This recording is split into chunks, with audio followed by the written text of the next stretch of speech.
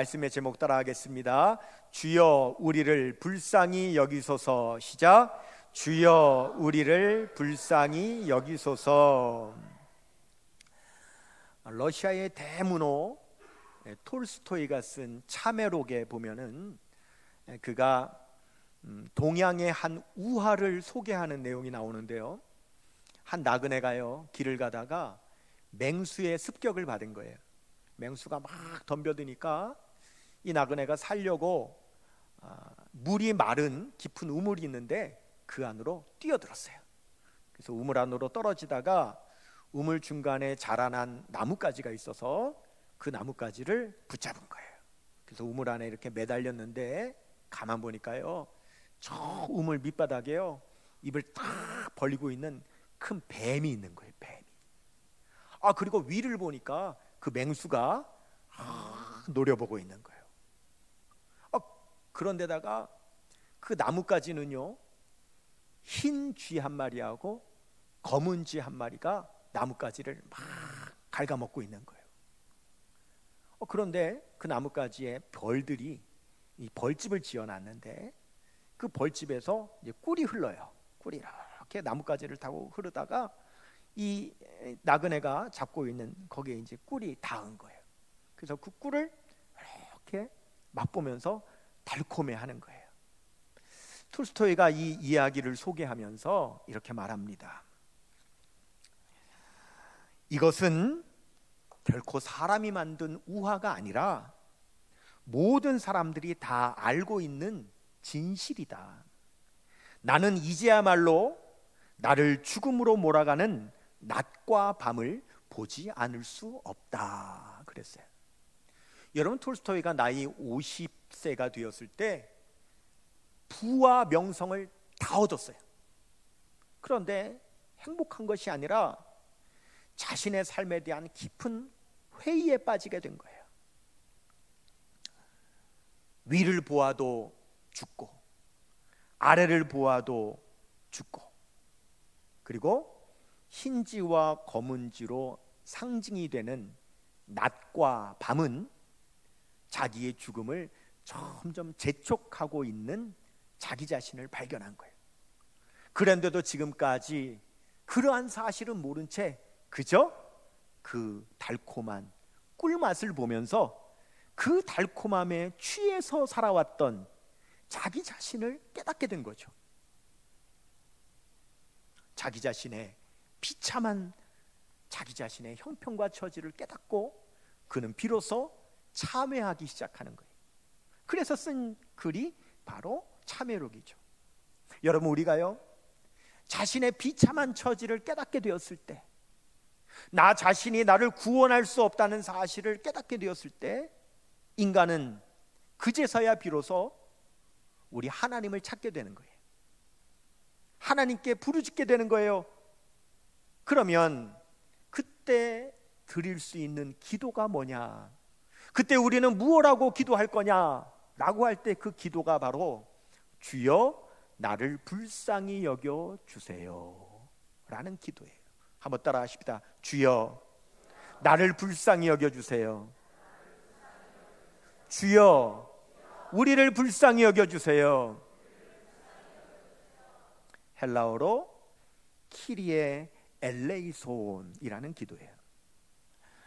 예수님께서요 지금 여리고를 지나가고 계세요.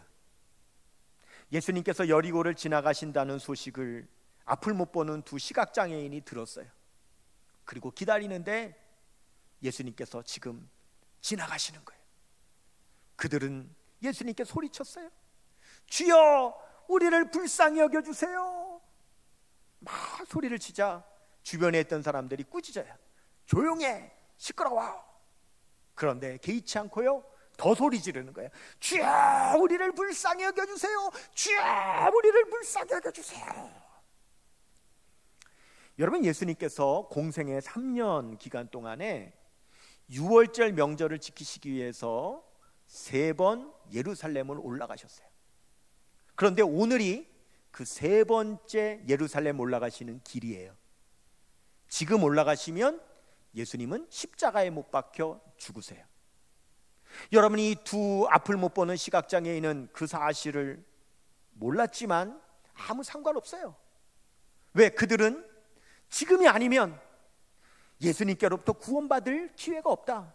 지금이 아니면 예수님께 고침받을 기회가 없다. 그 절체절명의 기회이기 때문에 사람들이 뭐라고 해도 상관없는 거예요. 그저 외치는 거예요. 부르짖는 거예요. 주여 우리를 불쌍히 여겨주세요 하고 부르짖는 거예요. 예수님께서 그 부르짖음을 들으셨어요. 멈춰 서셔서 그 두 사람을 바라보시는 거죠. 그리고 말씀하세요. 내가 너희에게 무엇하여 주기를 원하느냐? 그 두 사람이 주여 우리가 눈뜨기를 원하나이다. 예수님께서 그 두 사람에게 다가가셔서 그 두 사람의 눈을 다 만져주셨어요. 예수님께서 만지시자 두 사람이 눈을 떴어요. 앞을 보게 됐어요. 그래서 그 자리에서 바로 일어서서 우리 예수님을 따라 함께 가게 된 거예요. 여러분, 이 두 사람에게 일어난 이 구원, 이 두 사람에게 일어난 이 기적, 이것은 무엇 때문에 가능한 것일까요? 바로 이 한 가지 때문에 그 일이 이루어진 거예요. 여러분, 오늘 본문 말씀 마태복음 20장 34절 같이 읽을 거예요. 시작. 예수께서 불쌍히 여기사 그들의 눈을 만지시니 곧 보게 되어 그들이 예수를 따르니라. 아멘. 여러분, 이 일이 어떻게 가능하게 된 일입니까? 예수님께서 불쌍히 여겨주셨기 때문에 가능하게 된 거예요. 여러분, 예수님께서 불쌍히 여겨주시면은요 기적이 일어나요. 예수님께서 불쌍히 여겨주시면 문제가 해결돼요. 물고기 2마리와 떡 5개로 5,000명을 먹이시는 기적이 어떻게 일어났느냐? 예수님께서 그 배고픈 무리를 보시고 불쌍히 여겨주셨기 때문에 그 기적이 일어난 거예요. 마태복음 9장 36절 같이 보세요. 시작. 무리를 보시고 불쌍히 여기시니 이는 그들이 목자 없는 양과 같이 고생하며 기진함이라 그랬어요. 여러분, 왜 수많은 병자들이 예수님께로부터 나음을 입은 줄 아세요? 예수님께서 불쌍히 여겨주셨기 때문에 나은 거예요. 마태복음 14장 14절도 같이 볼까요? 시작. 예수께서 나오사 큰 무리를 보시고 불쌍히 여기사 그 중에 있는 병자를 고쳐 주시니라. 아멘. 예수님께서 불쌍히 여겨주시면 되는 거예요. 여러분, 여기 불쌍하다라는 말이 있죠. 여러분, 이 불쌍하다는 말은 한자가 아니고요 우리말이에요. 그런데 이 불쌍하다는 말에 이 기원이 어디서 왔는지는 정확하게 아무도 몰라요. 다만 몇 가지 설이 있는데 그 중에 하나는 이 불쌍하다라는 말이요, 아니 불자에다 상서로울 상자에서 왔다. 그래서 불상에서 왔다는 설이 있어요. 상서롭다는 말이요 좋다 하는 말이거든요. 그러니까 불상이니까 좋지 않다. 그래서 그 말에서 불쌍하다는 말이 왔다는 설이 있고요. 또 하나는요, 불쌍, 즉 아니 불자에 쌍쌍할 때 그 쌍에서 왔다는 설이 있어요. 그래서 쌍이 아니라는 거예요. 짝이 맞아야 되는데 한 쌍이어야 되는데 쌍이 아니라는 거죠. 그 말에서 왔다. 여러분, 우리 왜 가엾다 이런 말 있잖아요. 가엾다. 이 가엾다 할 때 이 가가요 가시네예요. 가시네. 여자라는 거죠. 그래서 가엾다가 없다. 그래서 가시네가 없다. 누가 있어야 되면 여자가 있어야 되는데 짝이 없다는 거죠. 그래서 그 말에서 불쌍하다는 말이 왔다는 설이 있어요. 근데 여러분, 불상에서 왔든 불쌍에서 왔든 그것이 중요한 것이 아니라 여러분들이 반드시 꼭 알아야 되는 이 불쌍하다라고 하는 말의 의미를 여러분들이 아셔야 되는 건 뭐냐면, 내가 누군가를 바라보고요, 아유 불쌍하다 이렇게 말을 하잖아요. 그러면 그 말은요, 내가 바라보는 그 상대방의 상태를 평가하는 말이 아니라는 걸 아는 것이 제일 중요해요. 다시 말씀드립니다. 자, 내가 누군가를 바라보며 불쌍하다라고 할 때에 그 말은 내가 바라보는 그 상대방의 상태를 평가하는 말이 아니라는 거예요. 즉, 누가 나를 보고 아유 불쌍해 그럴 때 우리가 화내죠. 내가 뭐 불쌍해? 응? 기분 나쁘게 내가 뭐 불쌍해? 여러분 이거 아니라는 거예요. 그런 말이 아니에요. 여러분 불쌍하다는 말의 의미는 뭐냐면 내가 누군가를 바라보는데 그 사람을 볼 때 그의 아픔이 내 마음에 느껴져서 내가 그를 도와주고 싶은 마음이 든다라고 하는 의미예요. 그러니까 내가 불쌍하다라고 말하면 상대방을 두고 하는 말이 아니라 누구를 두고? 나를 두고 내가 지금 저 사람을 바라보니 저 사람의 아픔이 나에게 느껴져서 내가 저 사람을 돕고 싶은 마음이 든다라고 하는 의미로 내가 불쌍하다라고 말하는 거예요. 이해가 되셔요? 여러분 이게 굉장히 중요해요. 이 두 앞을 못 보는 이 시각장애인이 예수님, 주님, 우리를 불쌍히 여겨주세요. 이 부르짖음이 무슨 뜻이냐면 예수님의 마음에 우리의 아픔이 예수님의 마음의 아픔으로 느껴지셔서 우리를 도와주실 마음이 예수님에게 생겨나게 해주세요 라는 그런 부르짖음이란 말이에요. 그래서 우리 예수님께서 불쌍히 여기셔서 고쳐주셨잖아요. 그건 뭐예요? 예수님께서 불쌍히 여기사, 이 말은 예수님의 마음에 저 사람의 아픔이 내 마음에도 아파져서 내가 저를 도와줘야 되겠다라고 결심하게 되었다라고 하는 그런 의미로 예수님께서 불쌍히 여기신 거란 말이에요. 여러분 이거 아는 거 굉장히 중요해요.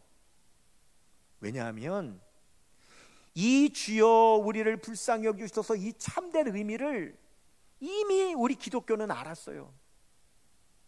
여러분 기원 후 4세기부터요 로마 카톨릭, 그 다음에 영국 성공회, 그리스 정교회, 예수님을 믿는다는 모든 종교는요 이 기도를 그래서 가장 소중히 여겼어요. 우리가 주님 앞에 드릴 수 있는 가장 중요한 기도가 주여 우리를 불쌍히 여겨주세요 라고 하는 기도라는 것을 알았기 때문에 미사를 드릴 때 제일 처음 하는 기도가 주여 우리를 불쌍히 여기소서 키리에 엘레이손 하는 기도를 여러분 1600년 동안 지금도 계속 미사를 드리면 제일 먼저 드리는 기도가 바로 그 기도예요. 여러분 한번 따라해 볼까요? 키리에 엘레이손, 키리에 엘레이손, 키리에 엘레이손. 여러분 한번 해볼까요? 키리에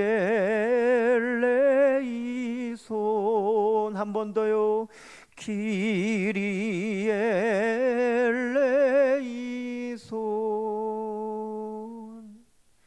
여러분의 가운데를 중심으로 좌측에 있는 분, 여러분만 한번 해볼게요. 시작. 키리에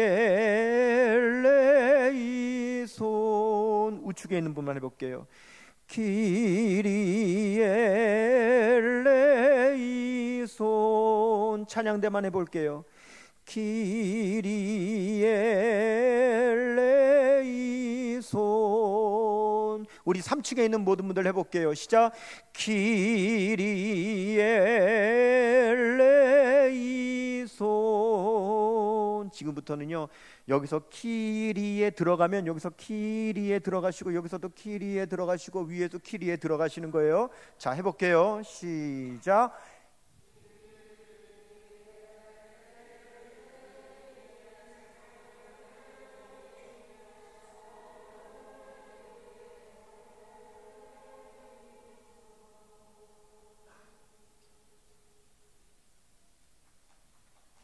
이렇게 기도하는 거예요.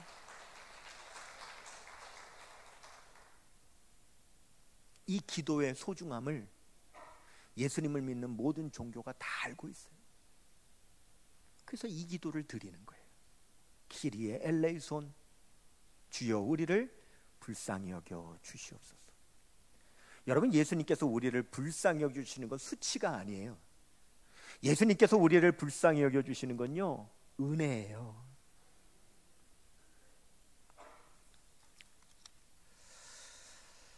저 분당에 가면 지구촌 교회라고 하는 큰 교회가 있어요.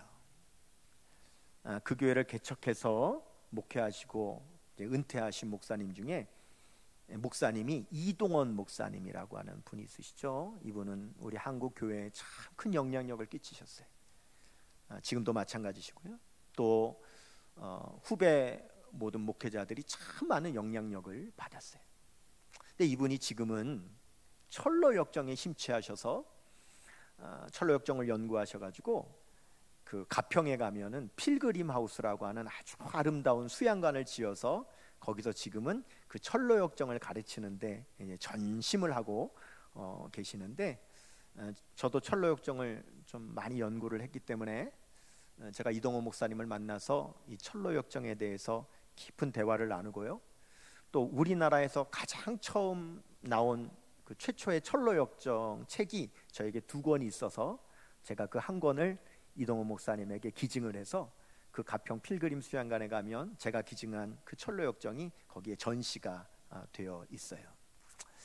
그 이동호 목사님이 이런 이야기를, 자기의 개인의 이런 이야기를 해준 적이 있는데요. 그 이동호 목사님의 사모님이요, 늘 기도할 때마다 새벽에 이제 새벽기도 마치고 개인 기도 하잖아요. 그때마다 주여 불쌍히 여겨주세요, 주여 불쌍히 여겨주세요, 늘 그렇게 기도를 하는 거예요. 항상 그렇게 기도를 하는데 이동 목사님이 사모님이 늘 그렇게 기도하는 그 소리가 되게 듣기 싫더래요. 그래서 정말 마음 먹고 정중하게 사모님한테 부탁을 했대요. 여보, 당신이 새벽마다 불쌍히 여겨주세요, 불쌍히 여겨주세요 그렇게 기도를 하면 성도님들이 옆에서 듣다가 아니 저 목사님 댁에는 뭐 그렇게 어려운 일이 많아가지고 사모님이 저렇게 불쌍히 여겨주세요 하고 늘 기도를 하나 이렇게 오해할 수 있으니까 여보 제발 사람들 있는 데서는 불쌍히 여겨주세요 이 기도 안 했으면 좋겠다고 그랬더니 그 사모님이요, 여보 내가 괜히 불쌍히 여겨달라고 기도하는 게 아니에요.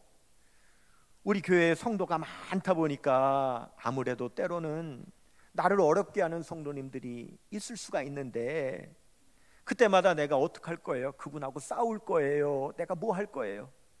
내가 할 수 있는 거라고는 오직 하나님 앞에 주여 그 성도를 불쌍히 여겨주세요 이렇게 기도하는 것밖에는 내가 할 수 있는 게 없잖아요. 그래서 그렇게 기도한 거예요.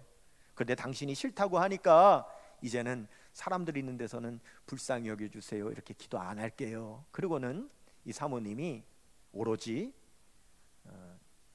집에 방에서 기도할 때만 불쌍히 여겨주세요, 불쌍히 여겨주세요 이렇게 기도를 한다는 거예요. 하루는 이 목사님이 사택에 들어가는데 현관문을 열고 들어갔더니 저 안방에서 아내가 기도하는 소리가 들리는 거예요. 주여 불쌍히 여겨주세요, 불쌍히 여겨주세요. 그래서 목사님 아이고 또 어떤 성도가 내 아내를 또 저렇게 힘들게 하나 싶어서 가만히 엿듣는데 사모님이 이렇게 기도하는 거예요. 주여 내 남편을 불쌍히 여겨 주시옵소서. 여러분 누가 여러분 힘들고 어렵게 하는 사람이 있다면 그렇게 기도하세요. 주여 그 사람 불쌍히 여겨주세요. 주여 나를 불쌍히 여겨주세요. 그렇게 기도하세요. 여러분 우리가 이 기도를 지금 드려야 되는 아주 중요한 이유가 있어요. 나를 불쌍히 여겨달라는 이 기도는요 이 세상에 있을 동안에만 우리가 기도할 수 있는 기회가 있다는 거예요. 여러분 예수님께서 마태복음 5장 45절에 보면은요 하나님은요 의로운 자와 불의한 자에게 비를 다 내려주신다는 말씀을 하셨어요. 한번 볼까요? 자, 시작. 이같이 한즉 하늘에 계신 너희 아버지의 아들이 되리니 이는 하나님이 그 해를 악인과 선인에게 비추시며 비를 의로운 자와 불의한 자에게 내려주심이라 말씀하셨어요. 여러분, 우리 마음 같아서는요, 하나님의 비를 악인에게는 안 내려주셨으면 좋겠어요. 그래서 그 사람은 메말랐으면 좋겠고요, 그 사람은 목말랐으면 좋겠고요, 그 사람은 고통받았으면 좋겠어요. 근데 우리 하나님은 안 그러신다는 거예요. 비를 선인과 악인에게, 의로운 자와 불의한 자에게 다 내려주신다는 거예요. 이게 무슨 뜻이에요? 이것은요, 우리 하나님이요, 이 땅에 사는 우리 모두에게 은혜 받을 기회를 주신다라는 의미예요. 비록 지금 악인이라도, 지금 불의해도 이 땅에 사는 동안 하나님의 은혜 받을 기회를 주시니까 지금 하나님의 은혜를 받아야 된다라고 하는 그런 의미인 거예요. 그런데 여러분, 누가복음 16장에 보면 우리 예수님께서 부자와 거지 나사로 이야기 들려주시거든요. 나사로가 죽어서 천국 갔어요. 부자가 죽어서 지옥 갔어요. 지옥 간 부자가 저 천국을 바라보는데 이 거지 나사로가 아브라함 품에 이렇게 천국에서 안겨 있는 거예요. 그때 이 부자가요, 아브라함한테 부탁을 해요. 아브라함님, 저 나사로한테 얘기하셔가지고요, 나사로 손가락에 물 한 방울 찍어서 내 입에 좀 떨어뜨려 주세요. 내가 너무 목이 말라요. 그러는데요, 아브라함이 거절해요. 여러분, 누가복음 16장 24절에서 25절 볼게요. 시작.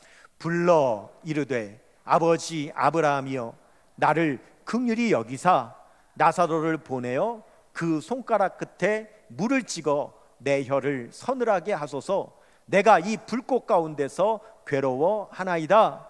아브라함이 이르되 너는 살았을 때에 좋은 것을 받았고 나사로는 고난을 받았으니 이것을 기억하라.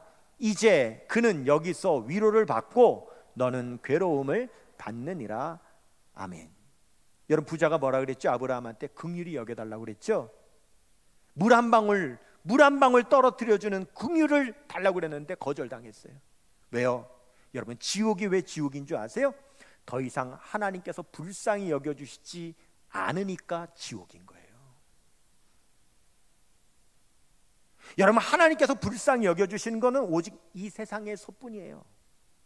지옥 가면 하나님이 불쌍히 여겨주지 않으세요. 이 땅에서는 의인과 악인에게 비도 다 내려주시는 하나님이요, 지옥 가면 손가락에 물 한 방울도 안 떨어뜨려 주시는 분이 여러분, 지옥에 간 사람에게 하시는 하나님이셔요. 그래서 단테 신곡에 보면 지옥 문 앞에 이렇게 써 있대요. 여기서부터는 더 이상 희망을 기대하지 말라, 이렇게 써 있대요. 여기서부터는 더 이상 희망을 기대하지 말라. 여러분, 희망이 뭡니까? 하나님께서 우리를 불쌍히 여겨주시는 게 희망이에요. 하나님께서 우리를 불쌍히 여겨주시면은요, 우리는요 구원받을 수 있어요. 치유받을 수 있어요. 위로받을 수 있어요. 해결될 수 있어요. 여기에서 뿐이에요.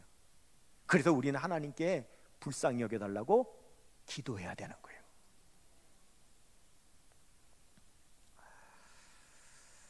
제가 이번 주간에 이제 일본을 가요. 사실 이제 오늘까지 모든 성경학교가 다 끝나요. 그리고 우리 부목사님들, 교회 직원들도 이미 휴가를 다 다녀왔어요. 그래서 제가 사실은 이번 주간에 이제 내가 휴가를 해야 되겠다라고 마음을 먹고 있었거든요. 그런데 일본의 하마마츠 교회라고 하는 교회에서 부흥회를 와달라고 초청이 온 거예요.